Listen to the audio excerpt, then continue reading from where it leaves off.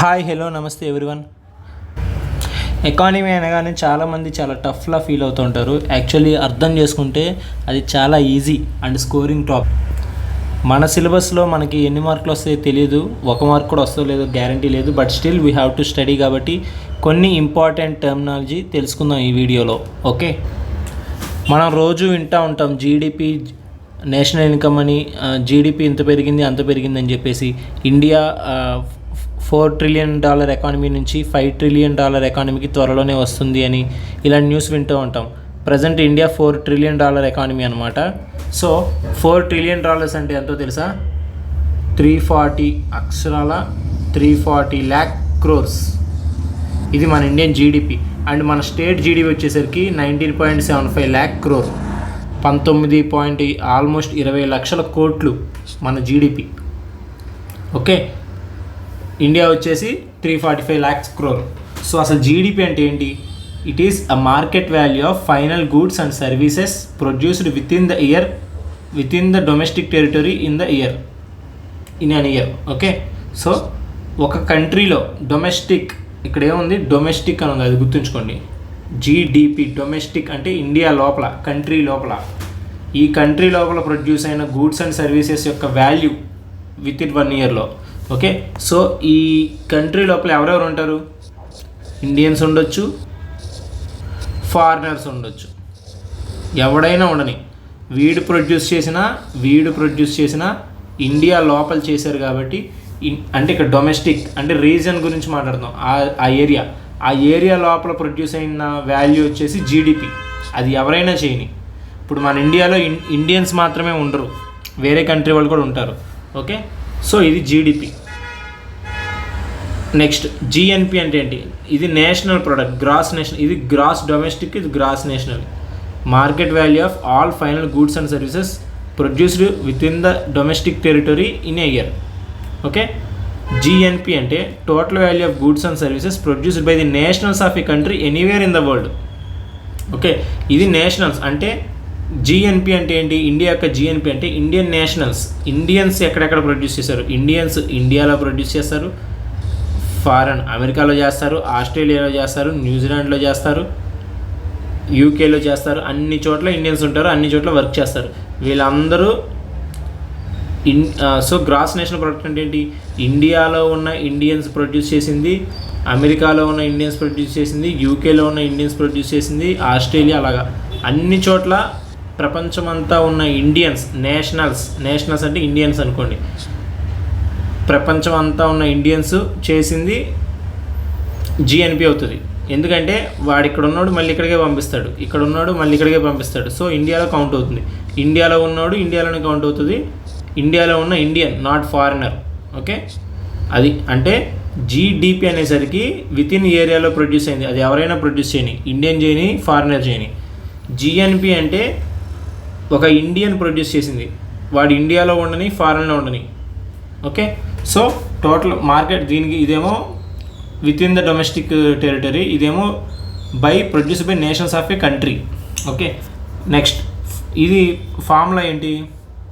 జీడిపికి consumption plus investment plus government expenditure plus exports minus imports. Okay, total value of final goods and services అంటే ఎలా వస్తుంది? మనం చేసిన consumption నుంచి total value ఎలా వస్తుంది? మనం చేసిన కన్జంప్షను, మనం చేసిన ఇన్వెస్ట్మెంటు, అలాగే గవర్నమెంట్ పెట్టిన ఎక్స్పెండిచరు, అలాగే ఎక్స్పోర్ట్స్ మైనస్ ఇంపోర్ట్స్. ఎందుకు వచ్చింది దీనికి?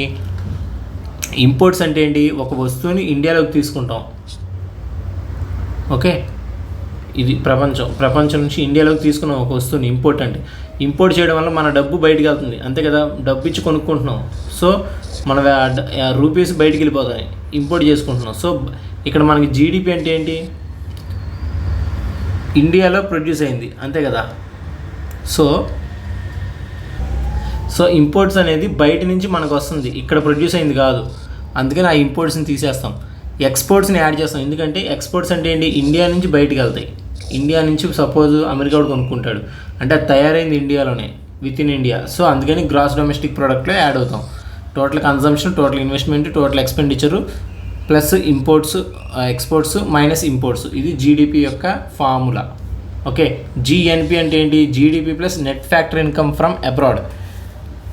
అంటే దీనికి తేడా చూడండి. Net factor income from abroad అంటే net factor income from abroad అంటే అబ్రాడ్ నుంచి మనకు వస్తుంది డబ్బు, మన నుంచి అబ్రాడ్కి వెళ్తున్న డబ్బు. అంటే మన ఇండియాలో ఇది ఇండియా తీసుకోండి, ఇక్కడ ఇండియా బొమ్మ ఉంది కదా, ఇండియాలో ఉన్న ఫారినరు వాడు అమెరికాకి ఇక్కడ పనిచేసి వచ్చిన డబ్బులు అమెరికాకి పంపిస్తాడు.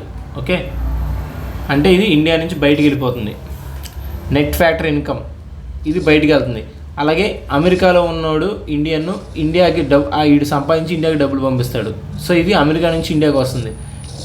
So net factor income from abroad అంటే ఓవరాల్గా ఇది మైనస్ చేసినప్పుడు ఇండియాలోంచి వెళ్ళిపోతున్నది ఇండియాకి వస్తున్నది రెండు డిఫరెన్స్ చేస్తే వచ్చేదే net factor income from abroad. దాన్ని జీడిపికి యాడ్ చేస్తే జిఎన్పి అవుతుంది. ఓకే, అంటే ఏం లేదు, జీడిపి అంటే ఏంటి? ఫారినర్ ఇండియన్ ప్రొడ్యూస్ చేసింది ఉంటుంది, ఇండియాలో ఫారినర్ ప్రొడ్యూస్ చేసి ఉంటుంది. ఫారినర్ ప్రొడ్యూస్ చేసింది ఫారిన్కి పంపించేస్తాడు.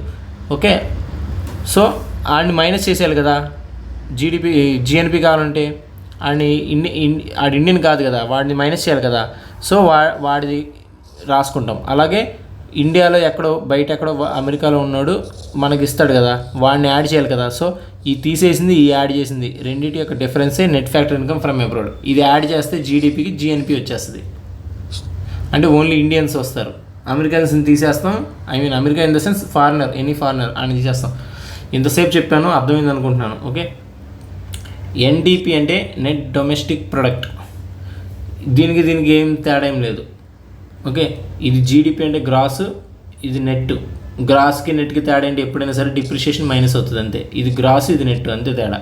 సో జీడిపి ఎన్డిపి కూడా జీడిపి మైనస్ డిప్రిషియేషన్. అలాగే ఇది ఎన్ఎన్పి అంటే నెట్ నేషనల్ ప్రోడక్ట్, ఇది గ్రాస్ నేషనల్ ప్రోడక్ట్. ఇది గ్రాస్, ఇది నెట్. గ్రాస్కి నెట్కి తేడా ఏంటి? Net equal to gross minus depreciation, ఎప్పుడైనా అంతే. ఓకే, అలాగే నేషనల్ ఇన్కమ్ అంటే ఏంటి? Net national product at factor cost. ఓకేనా, net national product at factor cost. Net national product అంటే ఎన్ఎన్పి అంటే ఇక్కడ చూసాం కదా, at factor cost. Factor cost అంటే ఫ్యాక్టర్స్ ఆఫ్ ప్రొడక్షన్ ఉంటాయి. మన ఇన్కమ్ రావడానికి ఫ్యాక్టర్స్ ఆఫ్ ప్రొడక్షన్ ఉంటాయి. ఏమేంటి? Land, labour. Okay, land, labour, capital, entrepreneurship. Land నుంచి మనకు వస్తుంది. ఓకే, అలాగే లేబర్ నుంచి వేజెస్ వస్తాయి. క్యాపిటల్ అంటే ఇన్వెస్ట్మెంట్, ఎంటర్ప్రెన్యూర్షిప్. వీళ్ళందరినీ కలిపే మనకి నెట్ నేషనల్ ఇన్కమ్ అంటాం. అంటే ఇవన్నీ ఫ్యాక్టర్స్, ఇన్కమ్ రావడానికి ఫ్యాక్టర్స్. అందుకే ఫ్యాక్టర్స్ ఆఫ్ ప్రొడక్షన్ అంటారు. ఎన్ఎన్పి అట్ ఫ్యాక్టర్ కాస్ట్ అంటే వీళ్ళ దగ్గర అయినది. ఫర్ ఎగ్జాంపుల్ నేషనల్ ఇన్కమ్ ఎలా క్యాలిక్యులేట్ చేస్తామంటే ఒక కంపెనీ ఒక ఐటమ్ని 118 రూపాయలకి అమ్మింది అనుకుందాం. అందులో 18 రూపాయలు జిఎస్టీ, ఓకే, ట్యాక్స్ రూపంలో గవర్నమెంట్కి వెళ్ళిపోద్ది. సో అది అమ్మింది ఎంత? 100. సో ఈవెన్ దో ఎంఆర్పి అనేది 118 ఉన్నా కానీ యాక్చువల్గా ఆడి అమ్మింది ఎంత? ఆడి జేబులోకి వెళ్ళేది అంతా 100. సో నేషనల్ ఇన్కమ్ అంటే 100 కౌంట్ అవుతుంది. ఓకే, ఇప్పుడు నువ్వు ట్యాక్స్ ఎక్కువ పెంచేసుకుని నా ఇన్కమ్ పెరిగిపోయింది అనకూడదు కదా. ఇప్పుడు జిఎస్టీ 18 కాకుండా 80 పెట్టాడు అనుకో, ఇది actual price 100 plus 80 tax 180. Last year 180 ఉండేది, ఇప్పుడు మా ఆదాయం, మా ఇన్కమ్ ఇప్పుడు 180 అయిందని చెప్పుకోగలమా? చెప్పుకోలేం. అందుకని ట్యాక్స్ని తీసేసి ఫ్యాక్టర్ కాస్ట్ అంటాం. ఫ్యాక్టర్ కాస్ట్ వేస్తే ఆ ఫ్యాక్టర్ కాస్ట్ పెరిగిందనుకో ఇన్కమ్ పెరిగినట్టే కదా, అదనమాట. అలాగా నెక్స్ట్ పర్సనల్ ఇన్కమ్ అంటే ఏంటి? Total income received by individuals from all sources. అన్ని సోర్సెస్ నుంచి ఇండివిజువల్స్కి వచ్చే ఇన్కమ్ పర్సనల్ ఇన్కమ్. డిస్పోజబుల్ అంటే నువ్వు ఆఫ్టర్ ట్యాక్స్ ఇప్పుడు నీ జాబ్ చేస్తున్నావు, నీకు శాలరీ వస్తుంది. అదేంటి? నీ శాలరీ ఎవ్రీ మంత్ పడేటప్పుడు నీ ట్యాక్స్ డిడక్ట్ అయ్యి నీకు శాలరీ పడుతుంది. ట్యాక్స్ డిడక్ట్ అయ్యి పడుతుంది అంటే డిస్పోజబుల్. నీ శాలరీ ట్యాక్స్ డిడక్ట్ అయిన తర్వాత నీకు వచ్చేది డిస్పోజబుల్ శాలరీ అనమాట, ఇన్కమ్ అనమాట. Okay, income available with individuals after paying personal taxes. నా ట్యాక్సెస్ అన్నీ కట్ అయ్యి నాకు నా గ్రాస్ వాల్యూ 120 అయితే నాకు 20 కట్ అయ్యి 100 వస్తుంది, అంటే 1 lakh వస్తుంది. సో ఇది నా డిస్పోజబుల్ ఇన్కమ్, నేను బయటికి డిస్పోజ్ చేస్తాను ఇన్కమ్ అది. అలా పర్ క్యాపిటల్ ఇన్కమ్ అంటే ఏంటి? Average income for person in the country. అంటే total national income divided by population. National income అంటే ఏంటి? ఎన్ఎన్పి. నేషనల్ ఇన్కమ్ అంటే NNP at factor cost. Okay, per capital income పెరుగుతుంది అనుకో, కంట్రీ పెరుగుతున్నట్టు అనుకుంటాం. కానీ పర్ క్యాపిటల్ ఇన్కమ్ మనల్ని మోసం చేస్తుంది. ఎలా అంటే ఇప్పుడు మీ తమ్ముడు ఉన్నాడు, నీకు జాబ్ వచ్చింది, నీకు జీతం 1 lakh. ఓకే, మీ తమ్ముడు ఉన్నాడు, జాబ్ రాలేదు, వాడి జీతం 0. సో మీ ఫ్యామిలీలో మీ ఇద్దరి పర్ క్యాపిటల్ ఇన్కమ్ ఎంత అంటే టోటల్ శాలరీ ఎంత, ఇక్కడ 1 lakh, ఇక్కడ 0. So total 1 lakh divided by ఎంతమంది ఉన్నారు 2. సో యావరేజ్ ఎంత 50,000. 50,000 అనేది ఏంటి, per capital income of you both brothers. Me per capital income 50,000 ఉంది.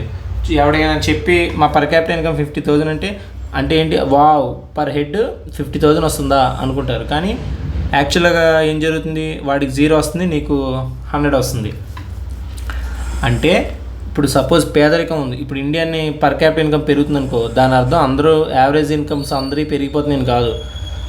పూర్గానే ఉన్నారు, రిచ్గా ఉన్నా కూడా నీ పర్ క్యాపిటల్ ఇన్కమ్ పెరుగుతుంది. ఇప్పుడు అంబానీ అదానీలు పెరుగుతూ వెళ్ళిపోతుంటే, కార్పొరేట్స్ పెరుగుతూ ఉంటే ఓవరాల్గా ఇండియా యొక్క ఇన్కమ్ పెరుగుతుంది. కానీ పూర్ అవుతున్నా కూడా ఇది రిఫ్లెక్ట్ అవ్వదు. ఇది ప్లస్ ఇది రెండు కలిపి ఓవరాల్గా యావరేజ్ పెరుగుతూ ఉంటుంది కదా. సో ఇండియా డెవలప్ అయిపోతుంది, ఇంక్రీజ్ అవుతుంది అని అనుకుంటాం. కానీ ఇన్ఈక్వాలిటీస్ని అడ్రస్ చేసినప్పుడే డెవలప్ అవుతాం మనం. ఇన్ఈక్వాలిటీస్ అంటే ఏంటి, రిచ్ పూర్, ఒకడు ఎక్కువ ఒకడు తక్కువ. ఓకే, వీడికి ఒకలా ఉంటుంది ట్రీట్మెంట్, వీడికి ఒకలా ఉంటుంది ట్రీట్మెంట్. ఓకే, డెవలప్మెంట్ యొక్క ఫ్రూట్స్ రిచ్కి అందుతాయి, పూర్కి అందవు, ఇవన్నీ ఇన్ఈక్వాలిటీస్ అంటారు. ఓకే, ఇది ఇలా గుర్తుపెట్టుకోవాలి మనం. నెక్స్ట్ ఇది బడ్జెట్కి సంబంధించి టెర్మినాలజీ అనమాట. ఫిస్కల్ డెఫిసిట్ అంటే ఏంటి, మనకి బడ్జెట్లో టోటల్ ఎక్స్పెండిచరు అలాగే టోటల్ రెసిప్ట్స్ వాటి యొక్క difference excluding borrowings is called fiscal deficit. Fiscal అంటే బడ్జెట్ అనమాట. బడ్జెట్ అంటే నీ టోటల్ ఎక్స్పెండిచరు, నీ టోటల్ రెసిప్ట్స్ వాటి యొక్క డిఫరెన్స్నే ఫిస్కల్ డెఫిసిట్. సో ఒక బడ్జెట్ అనేది తీసుకుంటే ఆ బడ్జెట్లో ఏముంటాయి, ఎక్స్పెండిచర్ ఉంటుంది. నీ ఎక్స్పెండిచర్ అంటే నీ ఖర్చులు, నీ రెసిప్ట్స్ అంటే నీకు వచ్చిన ఇన్కమ్ ఉంటాయి. ఓకే, మళ్ళీ ఈ ఎక్స్పెండిచర్ అనేది capital expenditure, revenue expenditure, receipts కూడా క్యాపిటల్ రెసిప్ట్స్, రెవెన్యూ రెసిప్ట్స్, ఇలా రకాలు ఉంటాయి. సో ఈ క్యాపిటల్ ఎక్స్పెండిచరు, రెవెన్యూ ఎక్స్పెండిచర్ కలిపి టోటల్ ఎక్స్పెండిచర్ అంటాం. అలాగే క్యాపిటల్ రెసిప్ట్స్, రెవెన్యూ రెసిప్ట్స్ కలిపి టోటల్ రెసిప్ట్స్ అంటాం. సో ఈ టోటల్ ఎక్స్పెండిచర్కి టోటల్ రెసిప్ట్స్కి యొక్క డిఫరెన్స్నే ఫిస్కల్ డెఫిసిట్ అంటాం. ఓకే, నీ బడ్జెట్లో ఎంత ఫిస్కల్ డెఫిసిట్ ఉంది అంటే total expenditure minus total revenue receipts plus capital receipts. Total receipts అంటే revenue receipts plus capital receipts. Excluding బారోయింగ్స్ని కలపకూడదు. నీ రెసిప్ట్స్ అంటే ఏంటి, నీకు ఇన్కమింగ్, అందులో నీ బారోయింగ్స్ కలపకూడదు ఫిస్కల్ డెఫిసిట్ చూసేటప్పుడు. ఎందుకంటే నువ్వు ఎక్కువ అప్పులు తెచ్చేసావు, 1,00,000 కోట్ల అప్పులు తెచ్చి పెట్టుకున్నావు, అది రిసిప్ట్స్లో వేసి చూపించేసి ఎస్ నా ఇన్కమ్ ఎక్కువ ఉంది అని ఎలా అంటావు, అనలేవు కదా అప్పులు. అందుకని అప్పుల్ని కలపకుండా వితౌట్ ఎక్స్క్లూడింగ్ బారోయింగ్స్ అప్పుల్ని తీసేసి ఎక్స్పెండిచర్కి రెసిప్ట్స్కి మధ్య ఉన్న డిఫరెన్స్నే ఫిస్కల్ డెఫిసిట్ అంటారు. ఓకే, మన ఏపీ విడిపోయినప్పుడు మనకు అలాగే ఫిస్కల్ డెఫిసిట్ ఉంది. మన ఖర్చులు ఎక్కువ, మన ఆదాయం తక్కువ, ఇన్కమింగ్. ఓకే, రెవెన్యూ డెఫిసిట్ అంటే ఏంటి, సింపుల్. ఫిస్కల్ అంటే ఓవరాల్ టోటల్ ఎక్స్పెండిచర్ గురించి. రెవెన్యూ అంటే రెవెన్యూ ఎక్స్పెండిచర్కి, రెవెన్యూ రెసిప్ట్స్కి తేడా. ఇప్పుడు బడ్జెట్ని ఇలా 2 రకాలు విడదీంచారు కదా, టోటల్ ఎక్స్పెండిచరు, టోటల్ రెసిప్ట్స్. ఇది మళ్ళీ క్యాపిటల్ రెసిప్ట్స్, రెవెన్యూ రెసిప్ట్స్. ఇది క్యాపిటల్ ఎక్స్పెండిచరు, రెవెన్యూ ఎక్స్పెండిచరు, ఇలా ఉంది కదా. సో ఇప్పుడు రెవెన్యూ డెఫిసిట్ అంటే ఏంటి, రెవెన్యూ యొక్క ఎక్స్పెండిచర్, ఇది revenue expenditure minus revenue receipts. అలాగే capital expenditure minus capital receipts కూడా ఉంటుంది. ఓకే, సో ఇక్కడ చూడండి, excess of revenue expenditure or revenue receipts, ఇదే రెవెన్యూ డెఫిసిట్. ఎక్కడైనా డెఫిసిట్ అంటే ఎక్స్పెండిచర్ మైనస్ రెసిప్ట్స్, అది. నెక్స్ట్ ప్రైమరీ డెఫిసిట్ అంటే primary deficit is fiscal deficit minus interest payments. ఈ ఫిస్కల్ డెఫిసిట్ నుంచి ఇంట్రెస్ట్ పేమెంట్స్ చేస్తే దాన్ని ప్రైమరీ డెఫిసిట్ అంటారు. ఇవన్నీ బిట్స్ ఇస్తారనమాట మనకి. ఓకే, చూడండి. నెక్స్ట్ అసలు రెసిప్ట్స్ ఎక్కడి నుంచి, ఖర్చులు అంటే ఓకే చెప్పుకున్నాము, ఖర్చులు ఉంటాయి, రెసిప్ట్స్ ఉంటాయి అనుకున్నాం కదా. అసలు రెసిప్ట్స్ చూద్దాం. Receipts capital receipts, revenue receipts అన్నా కదా. క్యాపిటల్ రెసిప్ట్స్ అంటే ఏంటి, క్యాపిటల్ అంటే డబ్బు. ఎలా వస్తుంది అది, పిఎస్యూస్ అమ్మేసావు, డిస్ఇన్వెస్ట్మెంట్ చేసావు. వైజాగ్ స్టీల్ ప్లాంట్లో నీ షేరు 90% ఉన్నదాన్ని నువ్వు 50% తెచ్చుకున్నావు అనుకో, గవర్నమెంట్ నేను చెప్పేది, నువ్వు అంటే గవర్నమెంట్. సో 40% షేర్లు అమ్మేసావు, దానివల్ల నీకు ఇన్కమ్ వస్తుంది. దాన్ని క్యాపిటల్ రిసిప్ట్స్ అంటారు. ఓకే, క్యాపిటల్ ఆదాయం అనమాట వస్తుంది. అలాగే ఇంకేంటి, లోన్స్ నుంచి వస్తాయి, రికవరీస్ ఆఫ్ లోన్స్, బారోయింగ్స్, ఇవన్నీ కూడా నీకు క్యాపిటల్ రిసిప్ట్స్, అంటే క్యాపిటల్గా వచ్చే రిసిప్ట్స్. రెవెన్యూ రెసిప్ట్స్ అంటే ఏంటి, నువ్వు ట్యాక్స్ వేస్తావు, ట్యాక్స్ వేసి తీసుకునేది. ఇప్పుడు కంపల్సరీగా వచ్చేది ఉంది ట్యాక్స్. రెవెన్యూ అనేది ఏంటి, కంపల్సరీ పేమెంట్. ఒక ఎంప్లాయీ ఉన్నాడంటే ఆడు ఖచ్చితంగా ఇన్కమ్ ట్యాక్స్ కట్టాల్సిందే. జనాలు ఉన్నారంటే జిఎస్టీ ఖచ్చితంగా కట్టాల్సిందే. నువ్వు సబ్బు కొన్నావంటే అందులో జిఎస్టీ ఖచ్చితంగా నీకు తెలియకుండా వెళ్ళిపోతుంది. సో ఇవన్నీ కంపల్సరీగా వచ్చాయి అన్నమాట ట్యాక్స్ రెవెన్యూ. అలాగే నాన్ ట్యాక్స్ రెవెన్యూ ఉంది, అంటే ఇది కంపల్సరీ కాదు. ఇప్పుడు నువ్వు ఏపీ ట్రాన్స్కోకి అప్లై చేస్తావు, అప్లికేషన్ ఫీజు, అది నాన్ ట్యాక్స్ రెవెన్యూ. అది కంపల్సరీగా ఎంత వస్తుందని మనం చెప్పలేం. ఓకే, అలాగే ట్రాఫిక్ ఫైన్, సిగ్నల్ దగ్గర నీకు ఫైన్ పడింది, అది non tax revenue. Okay, next service tax అంటే తెలిసింది, జిఎస్టీ ఉంటుంది. ఇవి రెవెన్యూ రెసిప్ట్స్ అనమాట. అంటే రెవెన్యూ రెసిప్ట్ అంటే నువ్వు వసూలు చేస్తావు, ఫైన్ వేయడం కానీ ట్యాక్స్ కానీ అలా వసూలు చేస్తావు. క్యాపిటల్ రెసిప్ట్స్ అంటే ఏంటి, ఏదైనా అప్పు చేయడమా లేకపోతే ఏదైనా అమ్మేసుకోవడమా, దాన్ని చేస్తాం. ఇది రెవెన్యూ రెసిప్ట్కి క్యాపిటల్ రెసిప్ట్కి తేడా. అలాగే మరి ఎక్స్పెండిచర్ చూద్దాం. రెవెన్యూ ఎక్స్పెండిచర్ అంటే ఏంటి, రెవెన్యూ వాళ్ళకి ఇచ్చే జీతాలు, నాట్ జస్ట్ రెవెన్యూ ఊరికే అన్నాను, ఎవ్రీవన్ ఎంప్లాయీస్ అందరికీ, ఆల్ ఎంప్లాయీస్కి ఇచ్చే శాలరీస్, వేజెస్, పెన్షన్స్, అలాగే అప్పుల మీద కట్టే interest payments, subsidies, grants, free schemes, administrative expenses, ఇవన్నీ కూడా డే టు డే ఎక్స్పెన్సెస్సే రెవెన్యూ ఎక్స్పెండిచర్ అంటారు. వీటన్నిటిని గవర్నమెంట్ రన్ అవ్వాలంటే ఇవన్నీ ఉండాలి. ఎంప్లాయీస్ శాలరీలు ఇవ్వాలి, పెన్షన్లు ఇవ్వాలి, అలాగే ఇంట్రెస్ట్లు కట్టుకోవాలి, తెచ్చిన అప్పులకి సబ్సిడీస్ ఇవ్వాలి, ప్రజలకి గ్రాంట్స్ ఇవ్వాలి, కంపెనీలకి. అడ్మినిస్ట్రేటివ్ ఎక్స్పెన్సెస్ అంటే day to day life government నడవాలంటే ఎక్స్పెన్సెస్ ఉంటాయి. పెట్రోల్ ఖర్చులు కానించి టీ ఖర్చులు అన్నీ ఉంటాయి, క్లీనింగ్ కానీ అన్నీ ఉంటాయి. సో ఇవన్నీ రెవెన్యూ ఎక్స్పెండిచర్. రెవెన్యూ ఎక్స్పెండిచర్ అంటే ఏంటంటే నువ్వు ఖర్చు పెడతావు కానీ దీని నుంచి నీకు రూపాయి ఆదాయం రాదు అని అర్థం. అది రెవెన్యూ ఎక్స్పెండిచర్. క్యాపిటల్ ఎక్స్పెండిచర్ అంటే ఏంటి, నువ్వు ఖర్చు పెడతావు కానీ నీకు అది ఫ్యూచర్లో వస్తుంది. నువ్వు ఒక ఇన్ఫ్రాస్ట్రక్చర్ మీద ఖర్చు పెడతావు. క్యాపిటల్ ఎక్స్పెండిచర్ అంటే ఎప్పుడైనా కానీ ఎక్స్పెండిచర్ అనేది నువ్వు పెట్టే ఖర్చు భవిష్యత్తులో నీకు ఇన్కమ్ రిటర్న్స్ వచ్చేటట్టు పెట్టుకోవాలి. ఓకే, పెట్టే ఖర్చు మళ్ళీ తిరిగి రూపాయి రాదు అనుకునేది తగ్గించుకోవాలి. సో రెవెన్యూ ఎక్స్పెండిచర్ తక్కువ ఉండాలి, క్యాపిటల్ ఎక్స్పెండిచర్ ఎక్కువ ఉండాలి ఎప్పుడైనా కానీ.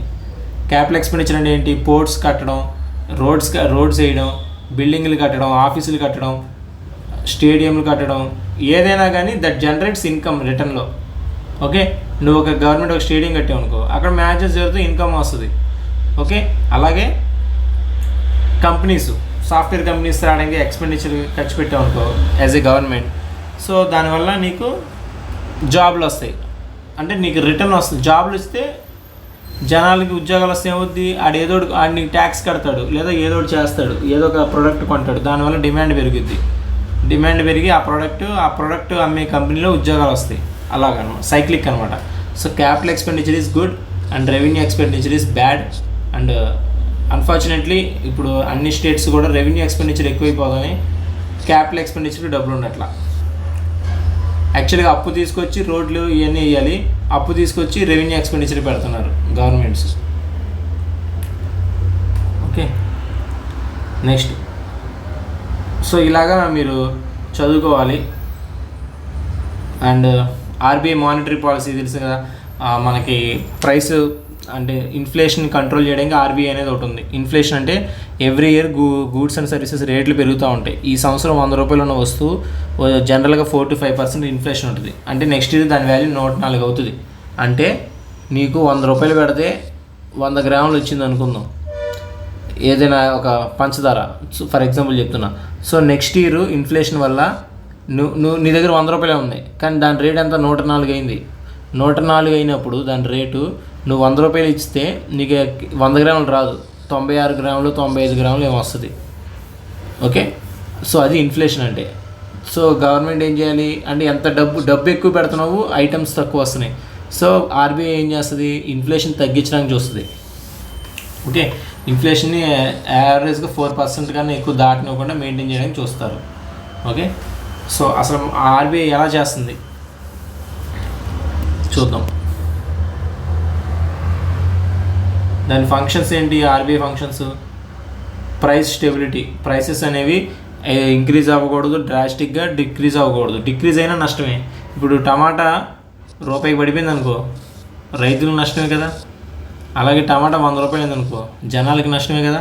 సో స్టెబిలిటీ ఉండాలి, ప్రైస్ స్టెబిలిటీ మెయింటైన్ చేయాలి, ఇన్ఫ్లేషన్ని తగ్గించాలి. అలాగే increase growth, credit availability, employment. So credit availability అంటే అప్పు దొరికేటట్టు ఉండాలి బయట జనాలకి. అప్పు దొరికితే ఏమవుతుంది? అప్పు దొరికితే నువ్వు అప్పు తీసుకొచ్చి పప్పు కూడా తింటావు. నువ్వు అప్పు తీసుకొచ్చి బైక్ కొనుక్కుంటావు, కారు కొనుక్కుంటావు. ఇప్పుడు ఈఎంఐ లోన్ దొరుకుతుంది అనుకో, ఈఎంఐలో నువ్వు కారు కొంటావు. కారు కొంటే ఏమైంది? కారుకి డిమాండ్ పెరిగిద్ది. కారుకి డిమాండ్ పెరిగితే కారు కంపెనీలో ఉన్న వాళ్ళకి ఎంప్లాయ్మెంట్ పెరిగిద్ది.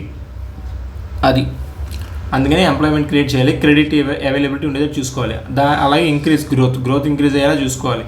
రెడ్యూస్ ఇన్ఫ్లేషన్, రేట్లు తగ్గించాలి. ప్రైస్ స్టెబిలిటీ, ప్రైసెస్ స్టేబుల్గా ఉండేది చూడాలి.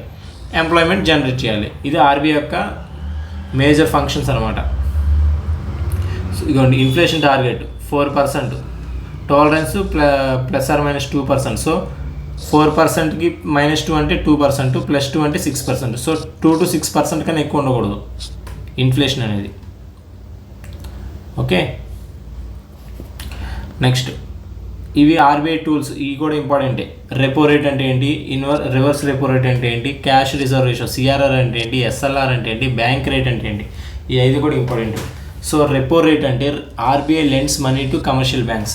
So RBI commercial banks, for example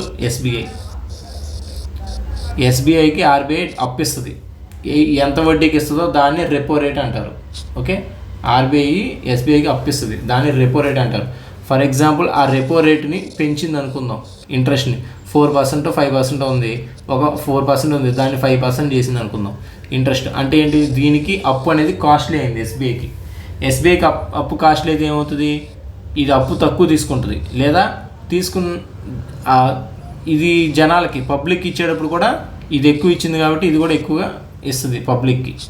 okay, RBI నుంచి ఎక్కువ వడ్డీకి తెచ్చింది కాబట్టి ఎస్బీఐ అనేది, నువ్వు వెళ్ళి లోన్ అడిగితే నీకు కూడా వడ్డీ రేట్ పెంచి చెప్పిద్ది. దానివల్ల ఏమవుద్ది? నువ్వు లోన్ తీసుకోవు, లోన్ కాస్ట్లీ అయింది కాబట్టి నువ్వు లోన్ తీసుకోకపోతే నీ జేబులోకి డబ్బులు రావు. నీ జేబులో డబ్బులు రాకపోతే నువ్వు ఏ వస్తువుకి డిమాండ్ ఉండదు నీ దగ్గర. దానివల్ల ఆటోమేటిక్గా వస్తువుల రేట్లు తగ్గుతాయి. ఓకే, నీ జేబులో ఇప్పుడు నువ్వు మార్కెట్కి వెళ్ళావు, నీ జేబులో 100 రూపాయలు ఉందని నాకు తెలుసు. అప్పుడు నేను నా టమాటాలు కేజీ 100 రూపాయలు అంట, లేదా 50 రూపాయలు అంట. ఎందుకు? నువ్వు ఖచ్చితంగా కొంటావు, నీ దగ్గర డబ్బులు ఉన్నాయి.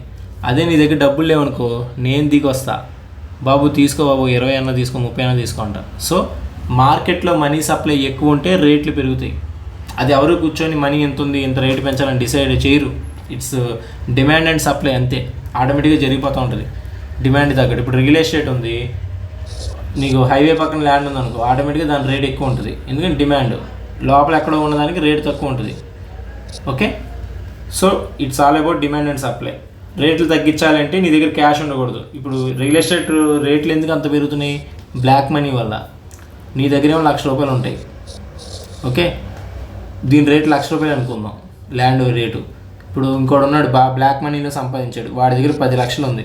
వాడు 10 లక్షలు దాచుకోలేడు, బ్యాంకులో వేసుకోలేడు, ఎక్కడిది డబ్బు అంటారు. వాడు ఏం చేస్తాడు?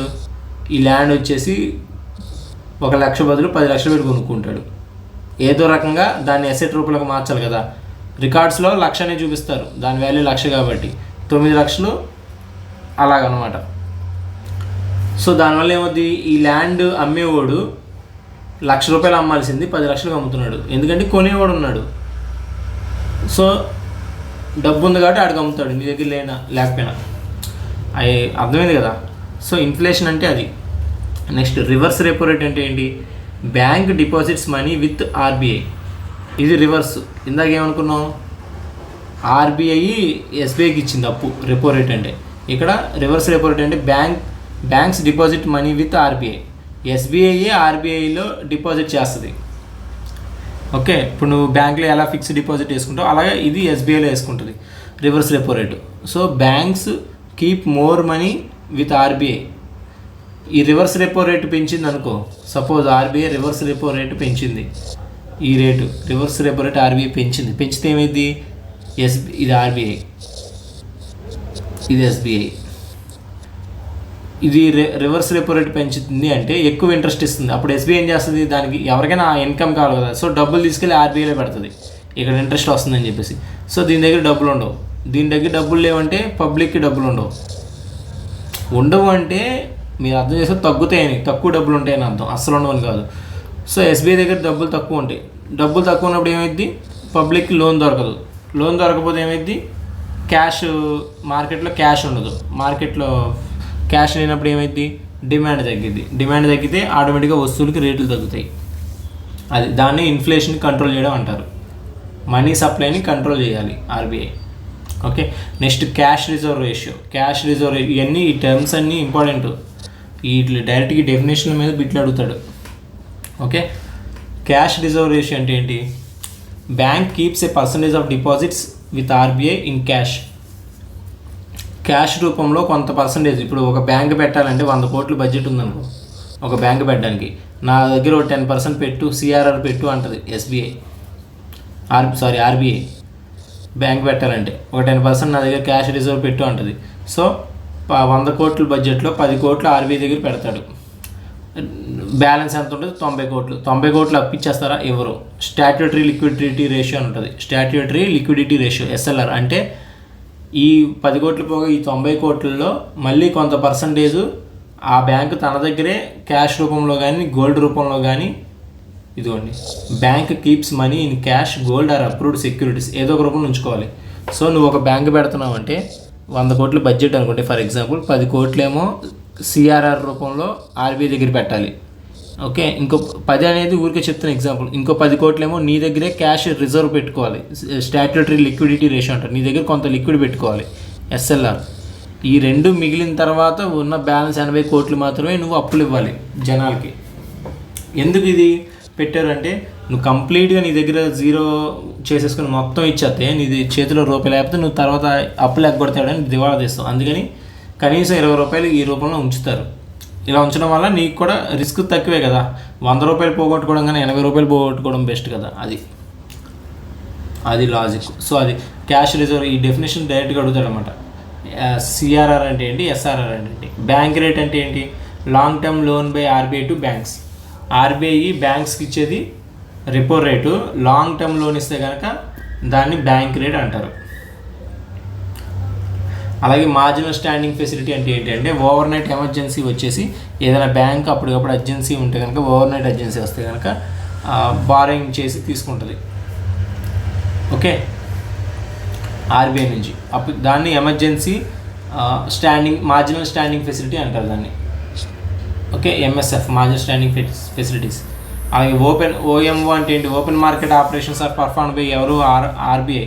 ఏంటి ఓపెన్ మార్కెట్ ఆపరేషన్స్ అంటే, ఓపెన్గా మార్కెట్లో buys and sales government securities, government యొక్క సెక్యూరిటీస్ని అమ్మిద్ది. ఇప్పుడు ఆర్బీఐకి డబ్బులు కావాలి లేదా గవర్నమెంట్కి డబ్బులు కావాలనుకో, గవర్నమెంట్ ఏం చేస్తుంది, బాండ్స్ అండ్ సెక్యూరిటీస్ ఇష్యూ చేస్తుంది. ఆర్బీఐ మానిటర్ చేస్తుంది అనమాట, ఆర్బీఐకి ఇస్తుంది. ఆర్బీఐ ఏం చేస్తుంది, గవర్నమెంట్ యొక్క బాండ్స్ అండ్ సెక్యూరిటీస్ సేల్ చేస్తుంది. సేల్ చేయడం వల్ల ఏమవుతుంది, డబ్బు వస్తుంది. ఆ డబ్బు తీసుకెళ్ళి గవర్నమెంట్కి ఇస్తుంది. గవర్నమెంట్ ఆ డబ్బుని ఖర్చు పెడుతుంది. ఖర్చు పెడితే పబ్లిక్లోకి క్యాష్ సప్లై ఇన్ఫ్లో అవుతుంది. పబ్లిక్లో క్యాష్ సప్లై పెరిగిందనుకో ఏమవుతుంది, డిమాండ్ పెరుగుతుంది వస్తువులకి. పాజిటివ్ ఉంది, నెగిటివ్ ఉంది. పాజిటివ్ ఏంటంటే వస్తువుల రేట్లు పెరుగుతాయి నీ దగ్గర డబ్బు ఎక్కువ ఉంటాయి. అలాగే నీ దగ్గర డబ్బు ఉంటే వస్తువులకి డిమాండ్ కూడా పెరుగుతుంది. డిమాండ్ పెరిగి నువ్వు కొంటావు. ఓకే, కొంటే నువ్వు కొనడం వల్ల అటు ఒక టీవీ కొన్నామంటే, నువ్వు 10 మంది 10 టీవీలు కొన్నారంటే ఆ టీవీ షాప్లో ఒకటికి జాబ్ దొరుకుతుంది. అలాగనమాట. సో ఆర్బీఐ అనేది మనీ సప్లైని పెంచాలా తగ్గించాలా అనే దాన్ని బట్టి సెక్యూరిటీస్ని అమ్మాలా కొనాలా అని చెప్పేసి డిసైడ్ చేస్తుంది. ఓకే, సో గ్రోత్ని ప్రమోట్ చేయడానికి RBI and as well as inflation control చేయడానికి రెండింటినీ బ్యాలెన్స్ చేయాలి. గ్రోత్ ప్రమోట్ చేయడం అంటే ఏంటి, మార్కెట్లో డిమాండ్ సృష్టించడం. డిమాండ్ ఉంటేనే కదా గ్రోత్ ఉంటుంది. నువ్వు అన్నీ కొంటా ఉంటేనే కదా అన్నిటికీ రేట్లు అన్నీ ఎక్కువ జనరేట్ అయ్యి గ్రోత్ ఉంటుంది, కంపెనీస్ డెవలప్ అవుతాయి, ఓవరాల్ గ్రోత్ ఉంటుంది. సో డిమాండ్ ఉండాలి, గ్రోత్ ఉండాలి అంటే జనాల దగ్గర డబ్బు ఉండాలి. అలా అని డబ్బులు ఎక్కువైపోతే ఏమైంది, మనీకి వాల్యూ తగ్గిపోద్ది అండ్ రేట్లు పెరిగిపోతాయి. ఓకేనా. సో బ్యాలెన్స్ చేసుకుంటారు సిచ్యువేషన్ బట్టి. మార్కెట్ బాగా డల్గా ఉందనుకున్నప్పుడు వడ్డీ రేట్లు తగ్గిస్తారు. వడ్డీ రేట్లు తగ్గిస్తే జనాలు అప్పులు తీసుకుంటారు. సో మార్కెట్లోకి మనీని పంపిస్తున్నట్టు, మనీని వదులుతున్నట్టు, సప్లై చేస్తున్నట్టు, మనీ సప్లై మార్కెట్లో. అప్పుడు డిమాండ్ పెరిగింది. లేదు రేట్లు ఎక్కువైపోయినాయి, జనాలు ఇబ్బంది పడుతున్నారు, తగ్గించాలంటే జనాల దగ్గర ఉన్న డబ్బు, మార్కెట్లో ఉన్న డబ్బు అంతా లాగేయాలి. అప్పుడు ఏం చేస్తారు, వడ్డీ రేట్లు పెంచుతారు. పెంచితే నువ్వేం చేస్తావు, వెళ్ళి ఫిక్స్డ్ డిపాజిట్ చేస్తావు బ్యాంకులో. సో నీ దగ్గర డబ్బు ఉండదు చేతిలో, నువ్వేం కొనవు, ఖర్చులన్నీ తగ్గించుకొని జాగ్రత్తగా ఉంటావు, చేతిలో డబ్బు లేదు కాబట్టి. ఆటోమేటిక్గా రేట్లు తగ్గుతాయి. నీ దగ్గర డబ్బు లేదు, నువ్వు బయటికి వెళ్ళి ఏం కొనట్లేదు, అమ్మేవాడు ఏం చేస్తాడు, 100 రూపాయలు అమ్మినవాడు నిన్నటి దాకా బాబు 90కి కొనుక్కో, 80కి కొనుక్కో అంటాడు. That's how RBI operates. Okay. అలాగే మనకి టైప్స్ ఆఫ్ మనీ ఉంటుంది. కమోడిటీస్ మనీ అని టైప్స్ ఆఫ్ మనీ ఇక్కడ ఉంది చూడండి. ఓకే, కమోడిటీ మనీ అంటే గోల్డ్, సిల్వర్, సాల్ట్ ఇవన్నీ ఏంటి, కమోడిటీస్ అనమాట. అందుకే కమోడిటీ మనీ అంటాం. మెటాలిక్ మనీ అంటే కాయిన్స్ అంటే ఏంటి, మెటల్సే కదా. అలాగే పేపర్ మనీ అంటే ఫియాట్ మనీ అని కూడా అంటాం, అంటే కరెన్సీ నోట్స్. ఇప్పుడు మనం వాడేది ఫియాట్ మనీ, కరెన్సీ నోట్లు. ఓకే. ప్లాస్టిక్ మనీ అంటే ఏంటి, డెబిట్ కార్డ్స్, క్రెడిట్ కార్డ్స్. ఇవి నీకు ఆబ్జెక్టివ్ బిట్స్లో అడగవచ్చు, లేదా మ్యాచ్ ది ఫాలోయింగ్లో అడగవచ్చు. డిజిటల్ మనీ అంటే ఏంటి, ప్లాస్టిక్ మనీ అంటే ఏంటి అని అడుగుతాడు. ఓకే. అలాగే డిజిటల్ మనీ అంటే యూపీఐ, ఇంటర్నెట్ బ్యాంకింగ్, ఈ వ్యాలెట్స్. ఓకే. డిజిటల్ మనీకి ప్లాస్టిక్ మనీకి కన్ఫ్యూజన్ అవ్వద్దు.